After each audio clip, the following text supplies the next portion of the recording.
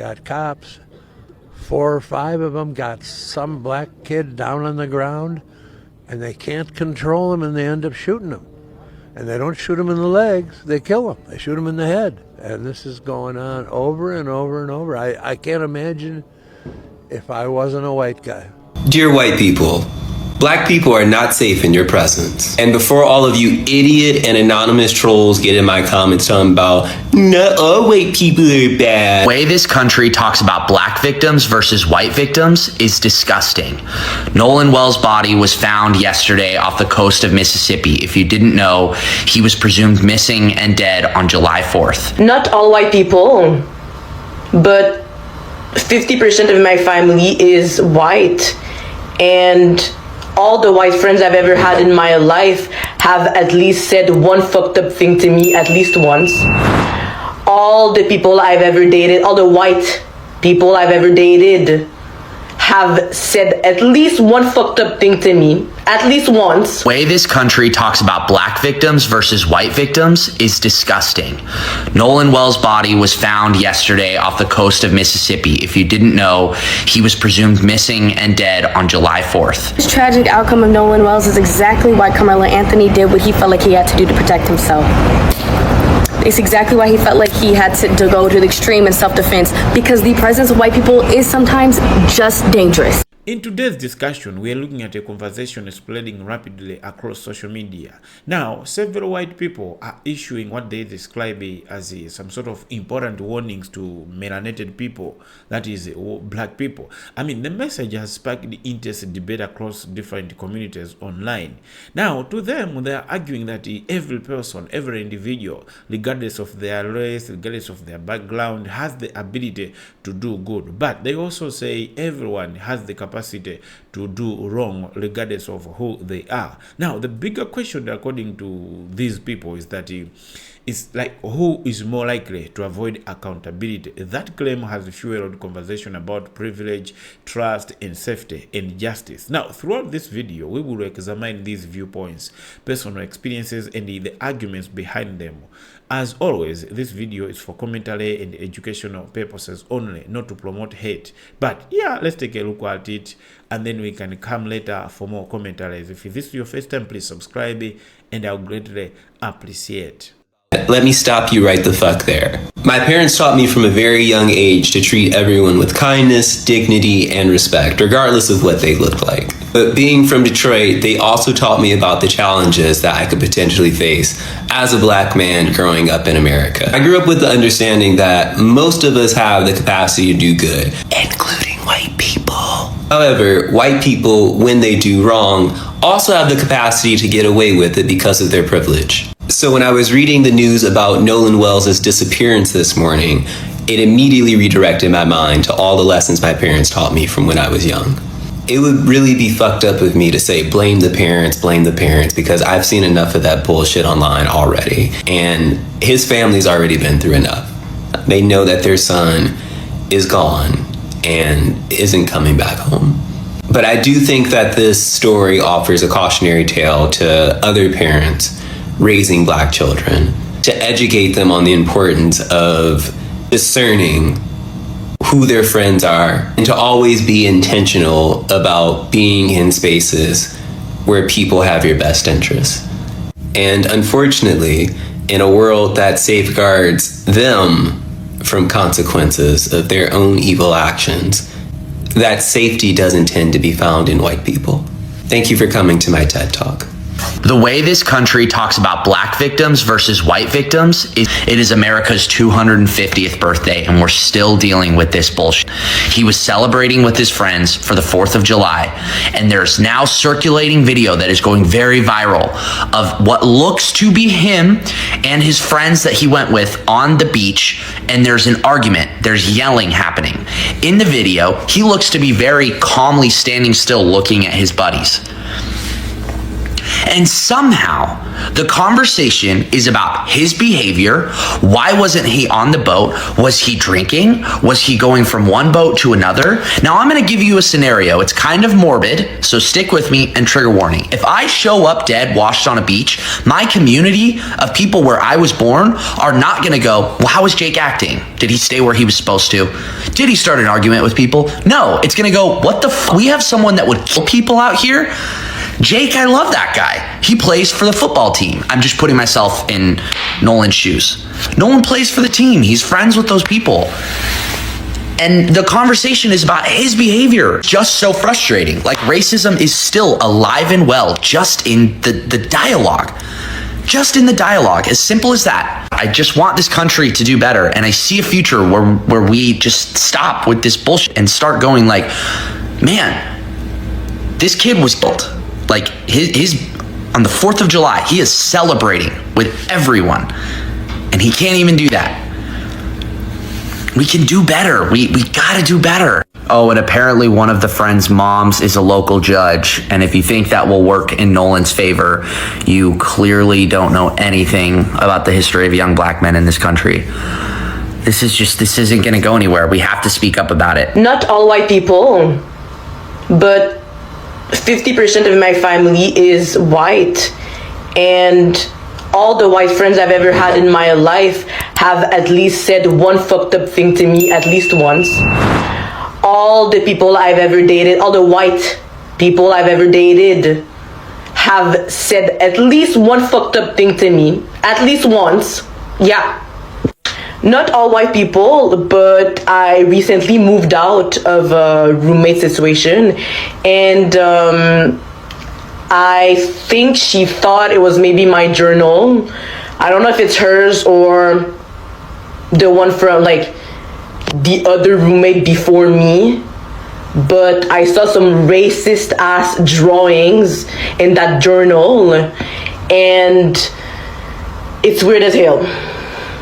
Not all white people, but my white mom had a racist doll when I was a kid, and I found it, and I was so naive that I loved that doll. I love that doll.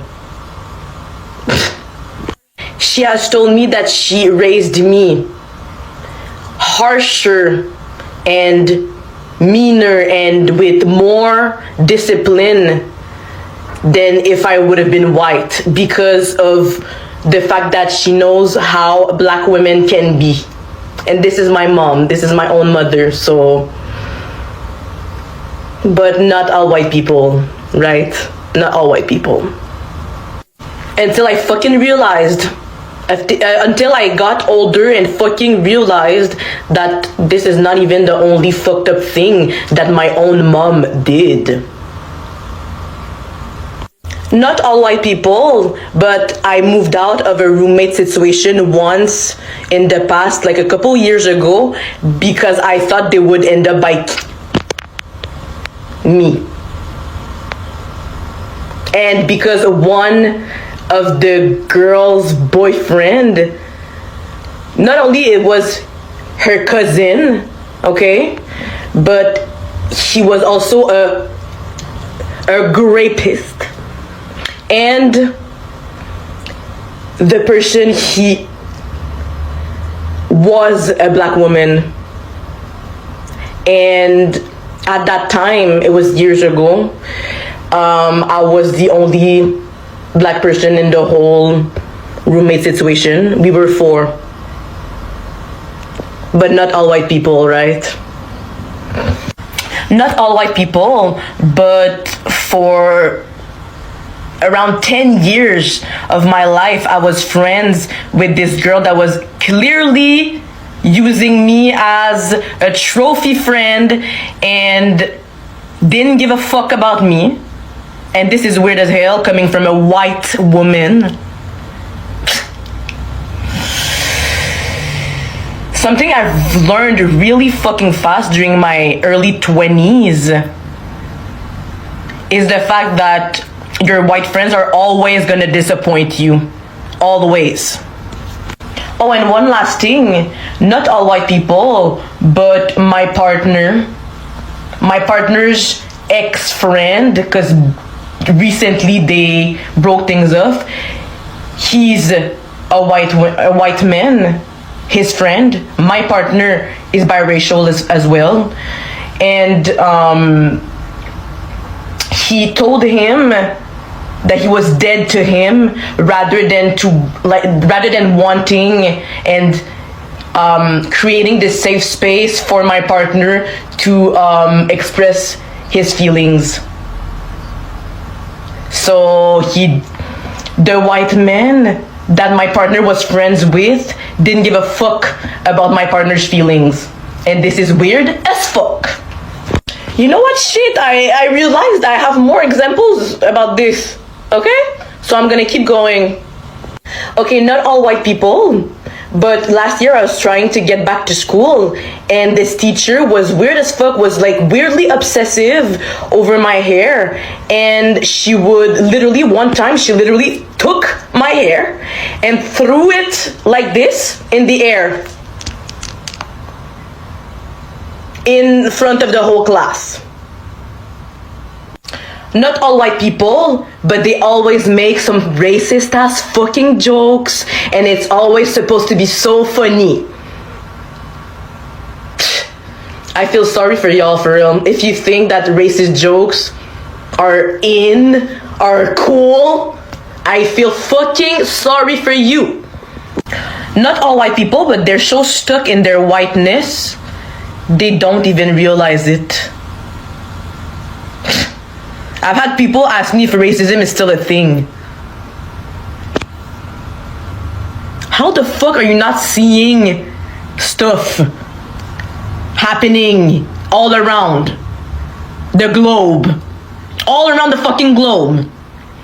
And you're gonna ask me if racism is still a thing? Ugh. Not all white people, but when you have boundaries, it begins to be a fucking problem to them.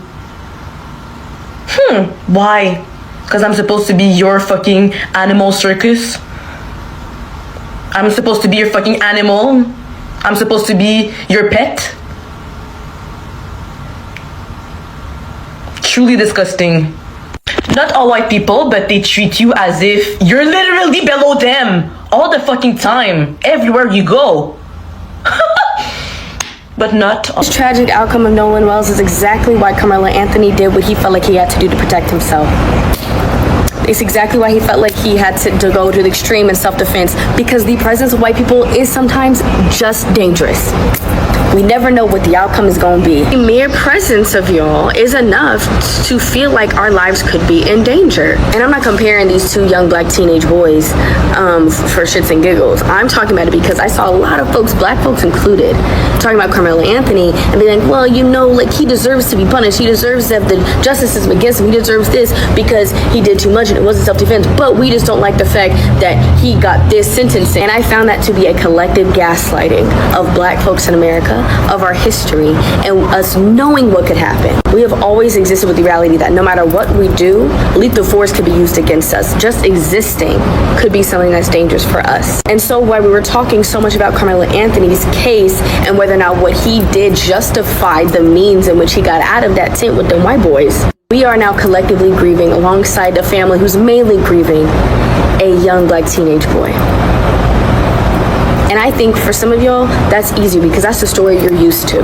That's the story that comes with, oh, grief and sadness and oh my gosh, I can't believe that he didn't make it back. How could all his white friends come back with the boat and then leave him out there? But then when we have young black kids who see these stories, understand these stories, we have to process these stories. What does that tell us about who is dangerous to us? Who is dangerous? If we can't even trust y'all to be our friends, imagine the fear that happens when you pressing up against us and showing yourself to be a danger or showing that you might touch me or that you might try to hurt me. I'm going to use whatever force possible to make it out of that situation alive. Carmelo Anthony and Nolan Wells, two situations that are happening in the same landscape. And unfortunately, because of how y'all act, white supremacists, you can't divorce these situations from each other. So the next time you're wondering why a young black kid or a black teenager or a black adult might respond in a way that you deem really over the top to make sure they make it out alive, Ask yourselves why we feel like our lives are always in danger around you. Y'all are so comfortable with black grief. You're used to black grief. That's what you're used to. That's the story that you are accustomed to. Your nervous system is used to black grief. I'm not going to do that. You're not going to see me grieving this. You're going to see me bringing it back to you. And why? If this shit keeps happening, some of your sons might not come back home. Check this out, guys. I want every white person in this room who would be happy to be treated as this society in general treats our citizens, our black citizens. If you, as a white person, would be happy to receive the same treatment that our black citizens do in this society, please stand. You didn't understand the directions. If you white folks want to be treated the way blacks are in this society, stand. Nobody's standing here. That says very plainly that you know what's happening. You know you don't want it for you. I want to know why you're so willing to accept it or to allow it to happen for others. The white men don't have to do anything to suppress black people, sweetheart.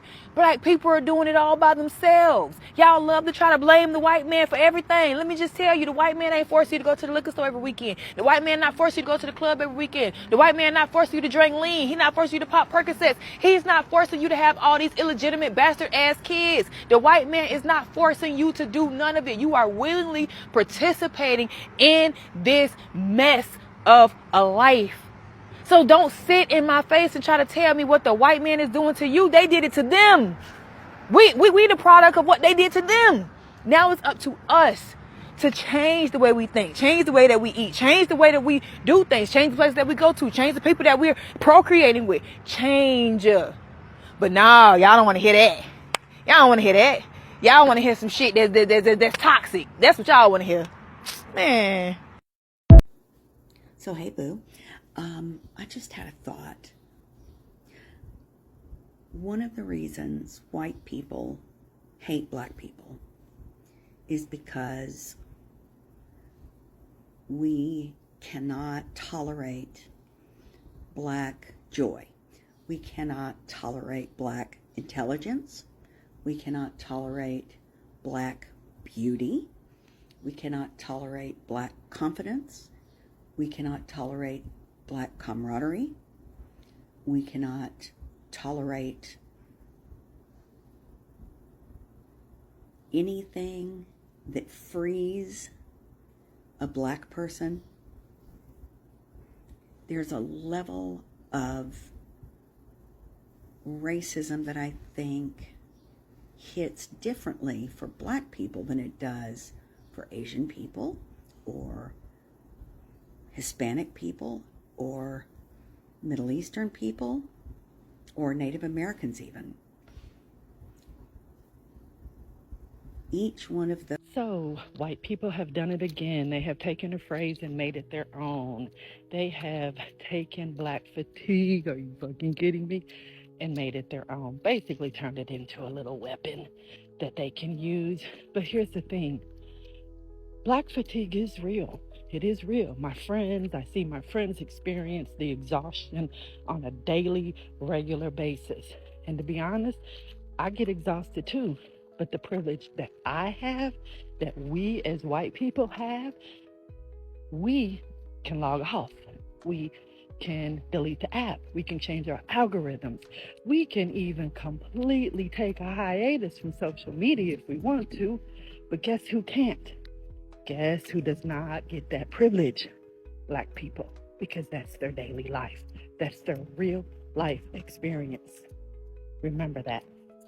Welcome back, brothers and sisters. Now, as we have come to the end of the discussion, I think it's always good to talk about it. Let's have like main messages, key messages that were shared in this video that are worth paying attention to. Now, without further ado, the first message is about being intentional in life, being purposeful with the people you trust, with the people you hang out with the people you call your friends, especially when your safety is involved. Now, in the video, several speakers, several people, they they argued that friendship should never be based on popularity. Friendship should never be based on convenience or appearances alone. Instead, they encouraged black people to surround themselves with friends, with people who consistently show respect, loyalty, and genuine care. At least the people who consider you as important as they are, not that they take you as less human. Now, I mean, their point wasn't simply about who is the person, like the skin color or the race. It was about paying attention to character,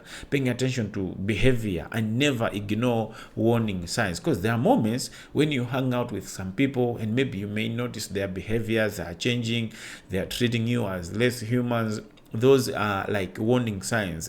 Those are like red flags. You should never ignore that. You need to take it seriously. It may end up, being like something that costs your life. Now, the second message is about accountability, or what some of the people in the video believe is the lack of accountability in certain situations. Now, they argued that some people receive the benefit of the doubt far more often than others. So whether you agree with that or you don't agree, but I think that belief reflects concerns many black Americans have expressed, they have talked about for generations. And their message is simple.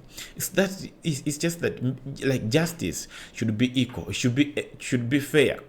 And whenever somebody has done something wrong, regardless of who they are, consequences should be equal. Okay, note that it's the same thing when it's a black person, he's treated this way. The consequences this way is too hard. But the same thing when it's done by a white person, the consequences is not harsh. So it's about that. And every life should carry the same life. Not other people should be valued more than others. Now, the third message in the video centers on knowing who you are, awareness itself. Now, in the video, several creators emphasize the preparing young black people for realities they believe still exist today, without telling children that, the world is just peaceful. No, the world may hunt them. The world may try to eliminate them. So they need to prepare. It's about teaching children survival skills, survival strategies. Now, they spoke about educating children not to live in fear, but to make wise decisions about the spaces they enter, the company they keep, the friends they have. But they also argued that awareness is not paranoia. Awareness is preparation. They believe in knowledge helps people recognize danger, avoid unnecessary risks, and make better decisions, make better choices in life. Now, the fourth message is about listening. Okay, you need to listening to other people. You need to listen to those people who have lived life for long, those people who have had experiences. Okay, remember, it is always said the experience is the best teacher.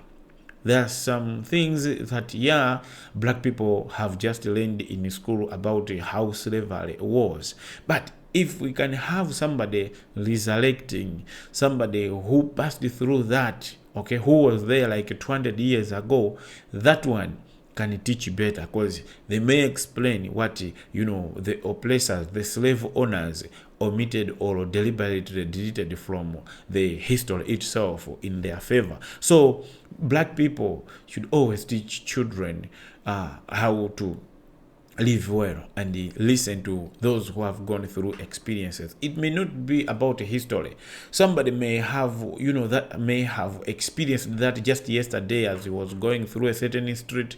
If that person is teaching you that, no, please, as black people, don't go through this street, that's a lived experience and it should never be ignored. Now, throughout this video, many speakers share the personal stories involving friends, involving teachers, classmates, co-workers, and even family members. So those experiences, according to them, left lasting impressions that shaped how they view the world, how they view everyday life. Now, their message is that dismissing somebody's lived experiences without listening first only creates more division, because when they're telling you how or what they encountered in life, you need to believe that, because if it happened to them, while they are on this earth, while they are alive, and you are on this earth, you are also alive, it can also happen to you. I mean, understanding begins with paying attention to something, listening, even when the conversation feels so uncomfortable, okay, it feels to be not pleasant. But yeah, it's always good to listen to those. And finally, the fifth message is about strengthening the black community from within. Okay, not just outside, like just talking about it, but inside, when you are with black people, you are not practicing that. Okay, so it's about strengthening the community from within, even while criticizing racism and the unequal racism, unequal treatment. It's always good to do it like from within. Now, in the video, several speakers encourage the investing in black communities, supporting one another, and encouraging, like buying from black only, products, supporting black entrepreneurs and creating stronger opportunities for future generations. And with this ongoing, black wealth transfer, okay, people are using this movement to build that, generation, future generation wealth. And they argue that the communities become stronger through unity, okay, through healthy choices, through education and the economic growth. Now, many people believe these ideas can exist together. Society can continue striving for fairness, while black communities continue building resilience, opportunities, and long-term success, regardless of where your personal goals can be. But if you at the heart you have that mentality to talk about it, okay, if like deep down you have the community mindset, you're not only focusing on your personal goals, but you're focusing on you're also focusing on the goal of the community at large. So those were the messages these people have said. But regardless of where you may personally stand, like whether you agree with that or you don't agree, but I think conversations like this are not going anywhere. Okay, they may not go anywhere. People will always talk about it. People will always want their community to be strong. People have different experiences, different perspectives, different opinions, okay, different conclusions about what they see happening around them. And the challenge is learning how to discuss these issues honestly. Okay, in life, people need to do such kind of discussions. So I don't know if there's any takeaway you found in this video, but I think it's always good to talk about it. Okay, so the main takeaway can be about like every person deserves some sort of respect, some sort of dignity, to be considered as a human, not less human.